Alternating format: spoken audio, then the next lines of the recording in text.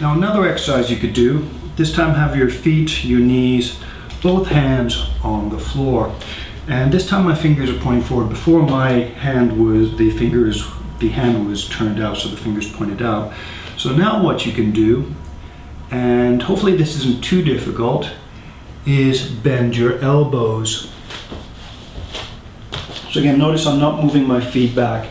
My feet, my knees, my hands stay in the same line. So now I bend my elbows to bring my shoulders in front of my hands. So my shoulders are in front of my hands, and then lift the hips, and then back down. So bend the elbows so that your shoulders move ahead of your hands, lift the hips, and then come back down. If you have difficulty bending your elbows, it's actually a little bit easier in Astavakrasana because your leg is on one arm. That helps to support some of your body weight. But what I would suggest, take some time to develop some shoulder awareness. And I'd suggest that for that position, bending the elbows, the awareness you need for your shoulders is protraction. And a simple exercise you could practice so that you can bend your elbows, lower your chest easily, is with your chest lifted to move your shoulders forward. And rather than just moving your shoulders forward, relaxing, moving forward, relax, focus on feeling your shoulder blades. So in particular, focus on feeling the inner edge of your shoulder blade. So with your chest lifted, move your shoulders forward and focus on feeling the inside edge of your shoulder blades spreading apart, moving outwards, and then relax. So when you relax, your shoulders just move back slightly. You don't have to go like this, just relax so there's some natural position where your shoulders will sink to. So try that exercise with your chest lifted.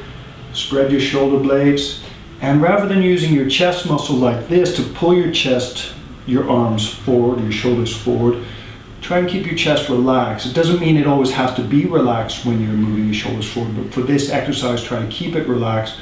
Focus on feeling your shoulder blades spread or protract, and then relax. And then what you can try doing is this is a little bit of a jump, but see if you can spread your shoulder blades, feel them spread. Keep them spread apart as you bend your elbows. And when you find them starting to give in, come back up. Spread your shoulder blades, slowly bend your elbows as you sink down. And don't be afraid to lift your shoulders slightly or drop them so that you can keep the protraction feeling of your shoulder blades as you lower down and then come up. So try that. Work towards keeping your shoulder blades protracted. Lift or lower your shoulders as you need to as you go down, and especially in this position when you're lifting your hips, see if you can keep your shoulder blades protracted. It may help to make your neck feel long at the same time, and that's another exercise you could do. Lengthen your neck, protract, relax, lengthen your neck, protract, and relax.